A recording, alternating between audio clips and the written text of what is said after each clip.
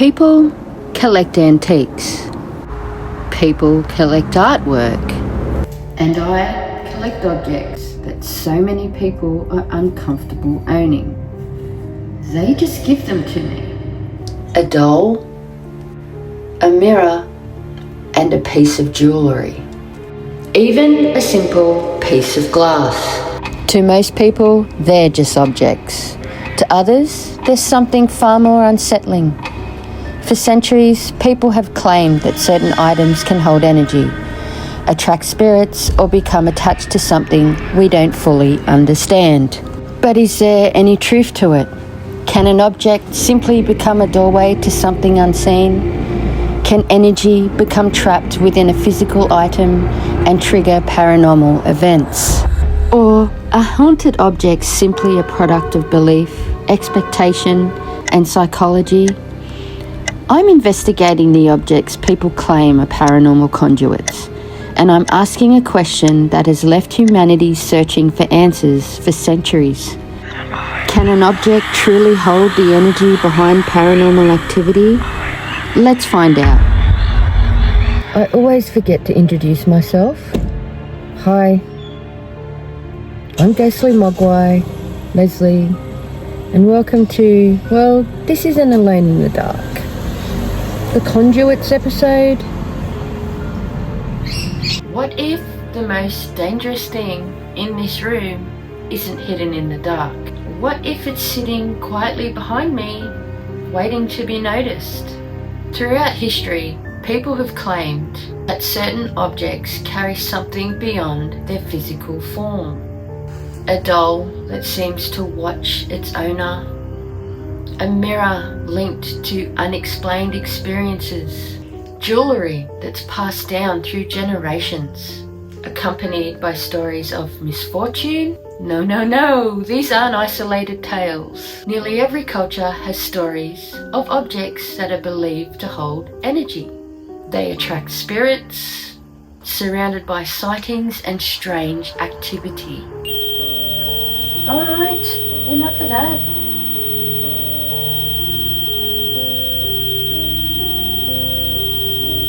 Step away, please. But are these haunted objects real?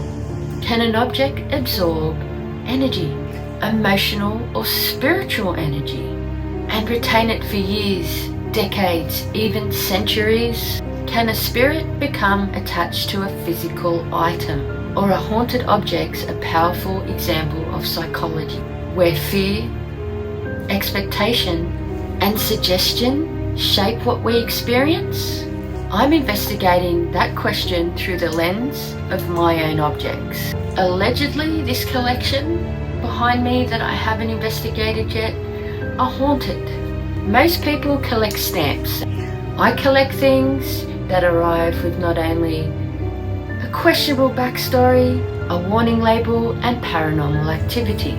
We'll examine the history behind these claims, explore both the paranormal and the skeptical point of view. And I'm planning to put several of these items to the test. Because if haunted objects are real, then some of the answers I'm looking for are sitting in this room.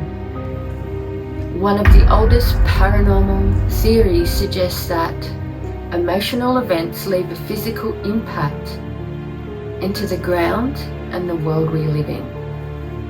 This is called the stone tape theory, that a lot of paranormal investigators use and parapsychology discusses. According to this idea, objects that are objected to trauma, grief, fear, or significant life events may retain traces of that particular energy long after the event has passed. Some researchers, they compare this concept to a tape recording, where emotions become embedded in an object or a physical place. Others believe certain objects can become focal points to spiritual attachments.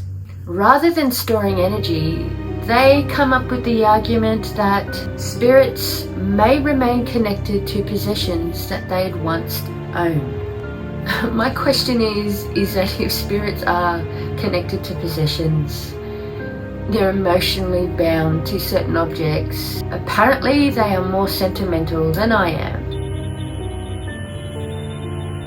And there we go. Our first lot of equipment has gone off. Obviously, you didn't like that question, or agreed. Who knows?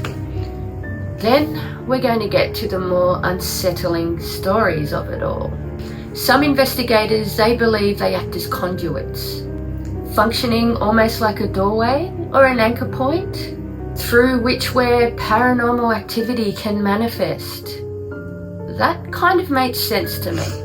But one of the most controversial cases of an object holding energy is by far my favourite. It involves a glass vessel from the 16th century that is containing a demonic entity. According to reports surrounding this case, strange activity has been reported to follow the object. Witnesses have described a very chilling and anxious effect on them. The feeling of dread, unexplained disturbances, and experiences that they wholeheartedly believed that are attached to this vessel itself. And the belief around this piece of glass is that the entity is trapped within inside the vessel itself. Because when someone says, "Hey, let's trap a demon in molten glass," the logical response is, "Let's keep it and put it on display in a museum." If this is true, it does raise a very discerning possibility. Can an object become more than just a simple object? Can something unseen be bound to the physical world in a vessel? This idea may sound extraordinary, but when you look back, stories like these, they have existed for centuries. People actually believe that supernatural forces could be contained in an object or a person. This is going way back to ancient folklore. You have spirits. There we go, again. Hey, step away please.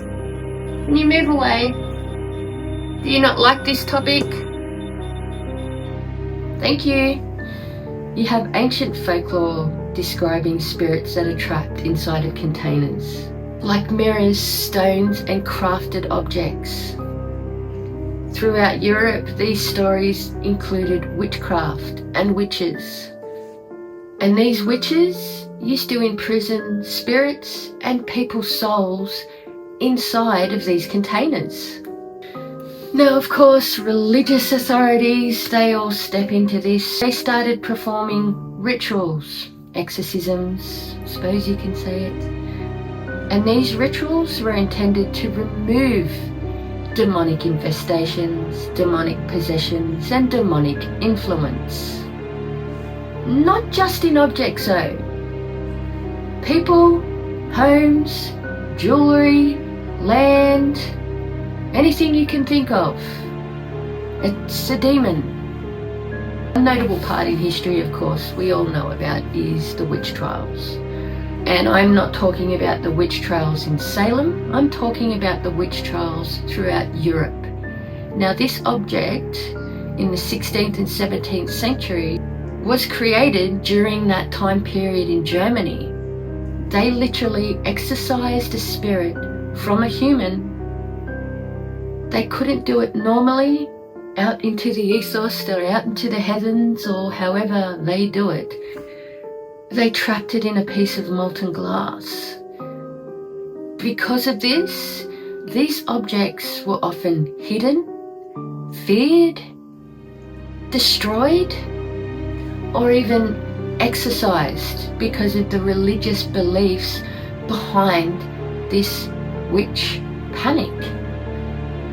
And you need to remember that during this period through Europe, they had just been through so many wars. Okay, they were very poor.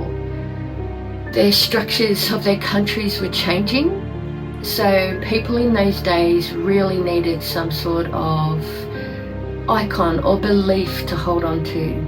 and religion was it in those days. The reason why these were so feared was because the people actually believed through widespread rumours and panic that these items actually were to be feared. Now, whether these stories represent genuine paranormal events, religious belief, cultural fears, or a combination of all three, to me, they reveal something very important. The belief that objects can hold power is far more older than modern day ghost hunting. Look, humanity has spent centuries debating whether spirits can be trapped into objects, while over here we're debating whether pineapple belongs on a pizza. And as a chef, I say no, it does not, okay? Just leave it there, full stop. You can argue with me about it in the comments, okay? This gets me going to the skeptical perspective. Of course, there are always other explanations. And when I say skeptical, you're setting off my device again. Can you step away, please?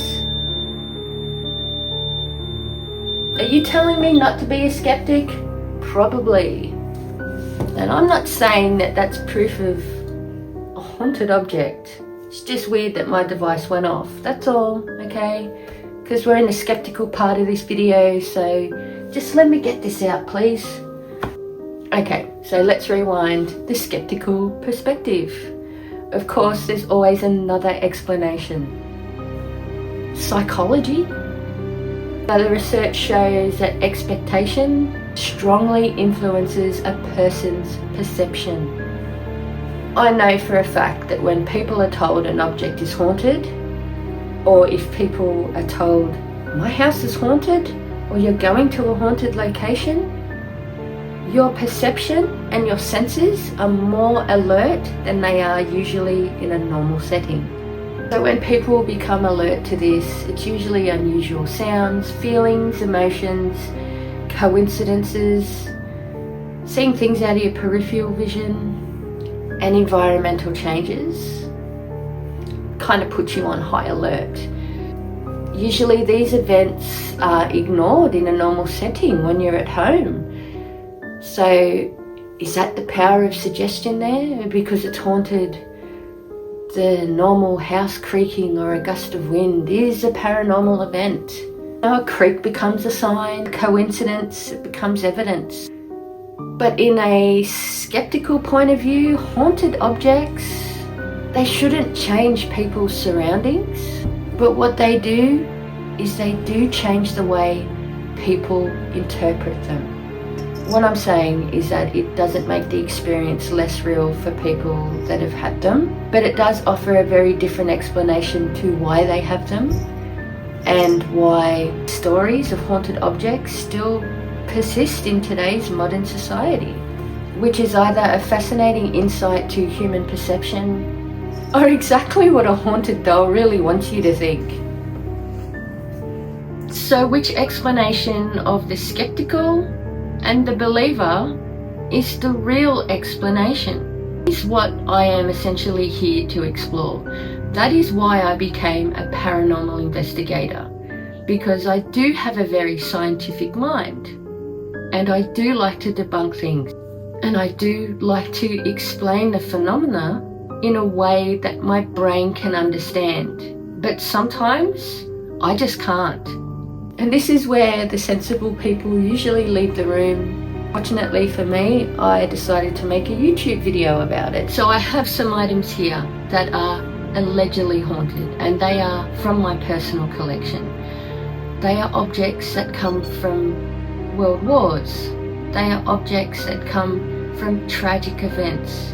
They are objects that people are convinced gave them weird vibes and they didn't want them in the house.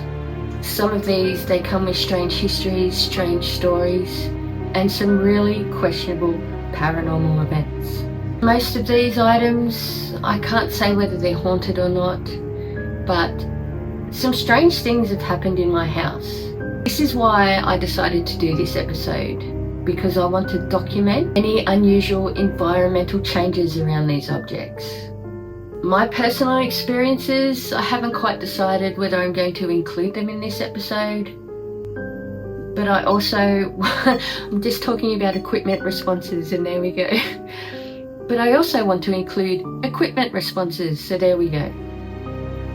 And what observations we can see when these events are occurring, if we can get any events to occur. Will these objects reveal any paranormal evidence that they are a conduit? Thank you. Can energy truly remain attached to an object? Can a spirit become connected to a possession that they once owned? Or are the stories connected to these items of what makes you believe that they are really haunted? I will say that of all the investigating that I have done throughout the years, I have not once been scratched, possessed, but I have brought something home with me. If any of these objects are genuinely haunted, I want to thank them for participating before we start. And if they're not, please, for the love of God, give me my sleep back. Thank you. Thank you. You can step away.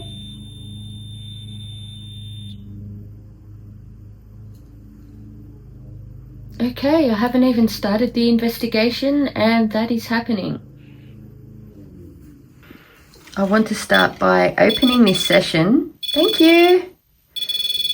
Do you like the kitty being in the room? My equipment going off like this reminded me something of Morse code, or even a telephone line ringing. Quite coincidental that it was with a World War II item that I just opened. What I find interesting about that is that I've just opened this case.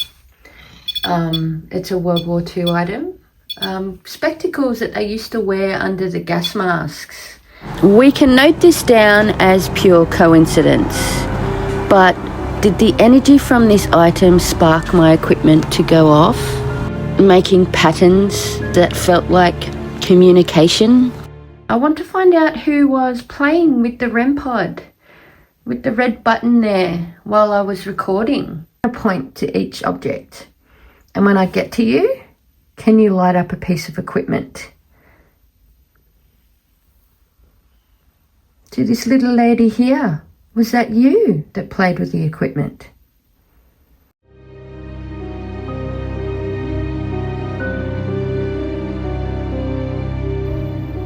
Okay, so this one, I don't know your name yet, and I don't know much about you, but I do know about the stories I've been told. Was it you playing with the equipment? You can, oh, there we go. So you're playing with my equipment. Thank you. Thank you.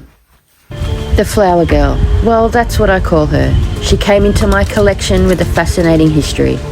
According to her previous owner, strange activities surrounded the doll. Doors were reportedly found open without explanation, and her presence created an unsettling atmosphere within the home. Okay, so you've already started. I like that. You already know who I am. So I want to know you. Now you can use the energy from that pretty globe there, or the candle, to touch any of those items in front of you. They will not hurt you. Thank you. You can step away, thank you. Since you've been here, my front door has been opening. And I find that very interesting. You've been letting my kitty out my front door. So the place where I got you from before, the gentleman that resided and worked in that building He told me that he felt like you had caused an injury.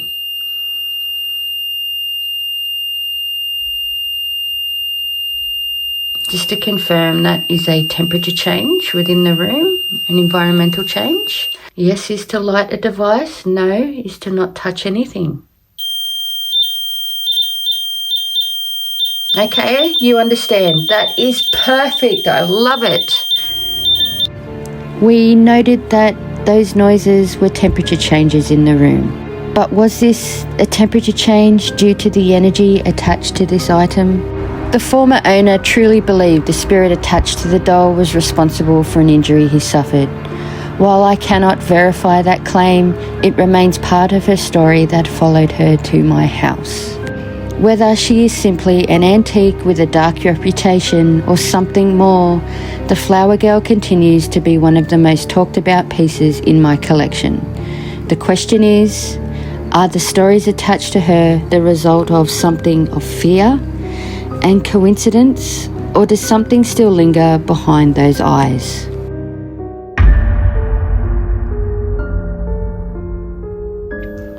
So what I've done here is put several items that are from the same time period around each other with a bit of equipment close to them. My theory behind this is that something all from the same time period of World War II can create an energy. I'm not sure. But what I have here is a Japanese honor medal from World War II. I have glasses that were used during World War II while you were wearing a gas mask. I have bandages from an American soldier. Now, these bandages have never been opened. They're in the tin there. But there is a dent in the tin. And the story behind that is, thank you for lighting that up. The story behind that is that the gentleman was shot. And that tin stopped the bullet from entering his chest. So that's got quite a history behind it. I've got a photo of my grandfather, who is known to sometimes come and visit me. And all this energy here of these items, I'm hoping that it will create some fluctuations in the devices, which we have just seen. Thank you. And step away. Now I've turned something on. Thomas. Oh my God. Thomas is the name of my grandfather. Granddad, are you here? Light up one of those devices for me, please. They're not going to hurt you. I know you probably think this is funny. Thank you, Granddad. I love you and I miss you.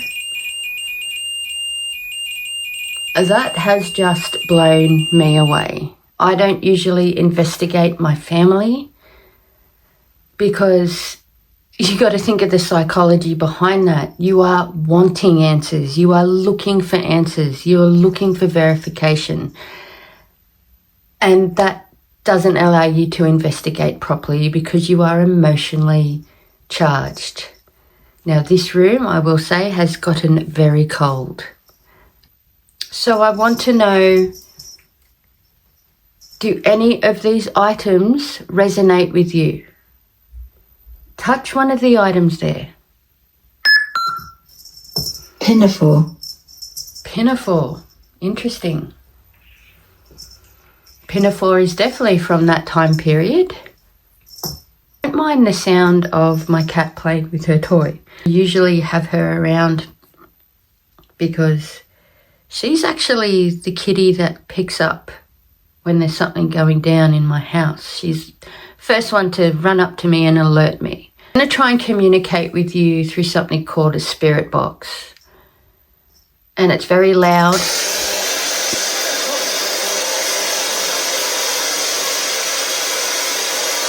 just heard Tom.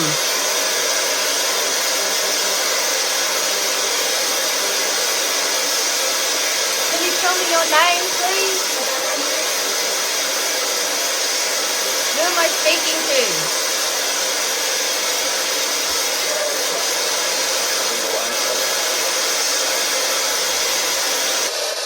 So are you able to step forward and speak into those red lights?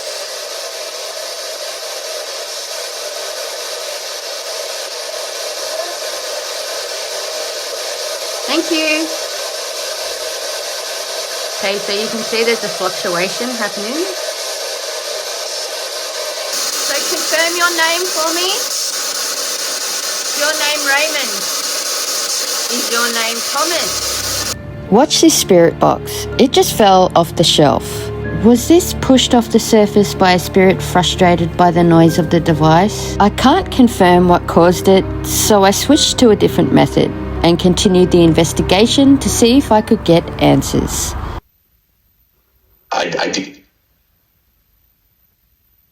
Can you touch one of the objects there that you feel? Egypt before.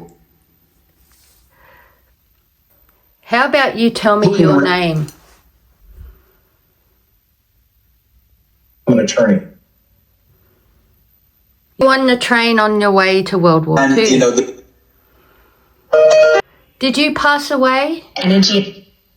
There are energies in that item. And you need energy to be able to interact. Okay, as you can see, that speaker there was just setting off the bear. False positive with that one. Did you pass away of cancer? Were you in World War II? Covenant. Cool. Davey. Were you a soldier? You get soup. Yes. Radio. Radio. Yes, I am speaking to you through a radio. How? Trying to seize me. No, you don't need to be excused. This. I know this. So I am speaking with my grandfather. Yes or no? 1,000 follower. Granddad, if you can tell me... I am not a prat. Please. I'm not a toffee prat. And my grandfather definitely wasn't a toffee prat either. Are any spirits attached to these items other than you? It's true. Do you think you can tell me which one or point to which one? Of what? The item. Show me which one.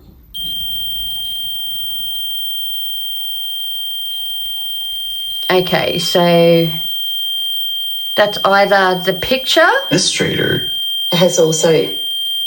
or the medal. Do you not like having... History, yeah. Do you not like having a Japanese soldier's medal near you since you fought against them?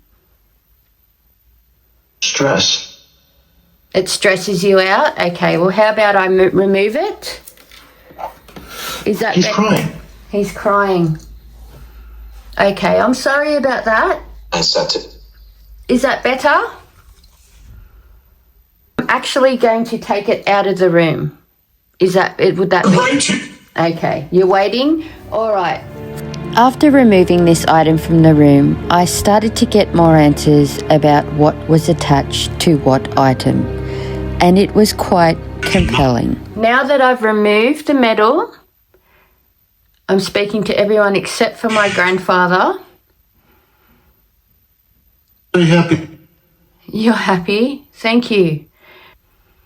Do you think now you can touch the object that you are linked to, that you're connected to? Are you linked to the glasses?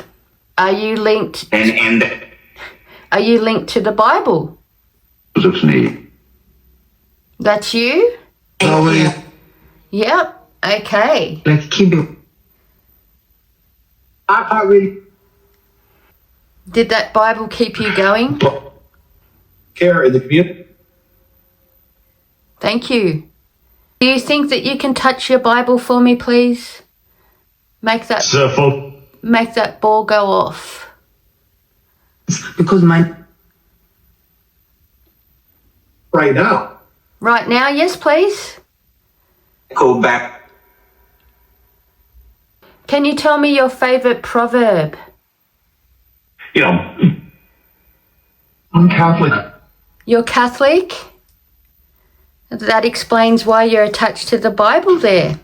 So were you a reverend? Were you an American reverend in World War II? Tibet. Can you tell me your favorite verse or chapter or proverb from the Bible? So, Psalms? Thank you. thank you very much. What number? Why? 1. Thank you so much. Can I read you something from Psalms Jethro. 1? With Psalm 1. Now I'm going to read this to you. Blessed is the one who does not walk in step with the wicked, or stand in the way of that sinners take, or sit in the company of mockers. But whose delight is in the law of the Lord, and who meditates on his law day and night. That person is like a tree planted by the streams of water, which yields its fruit in season, and whose leaf does not wither. Whatever It's clean. they do prospers. Not so the wicked, they are like chaff that the wind blows away. Focus. Therefore the wicked will not stand in judgment, nor sinners in the assembly of the righteous, for the Lord watches over the way of the righteous. But the way of the wicked leads to destruction. Full restriction. Thank you. So that comforts you. Thank you so much for communicating with me today. After reviewing this footage, I am speechless. The way the interaction with the Bible seemed to stir things up was fascinating. Not in a negative way, but in a way that definitely got my attention. While I'm not a religious person myself, I respect the beliefs of others.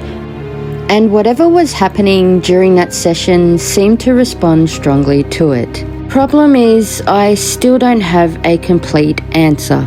Was I genuinely communicating with a spirit? And if so, was that spirit connected to the item itself? Or was something else going on entirely? There are still more questions than answers. And I don't want to stretch this episode out any longer than it needs to be. So let's put a pin in it this time and circle back in a few weeks. Let me know what you thought of this episode in the comments. Do you believe certain objects can act as conduits? Did anything in this investigation stand out to you? For now, I'll see you on the dark side.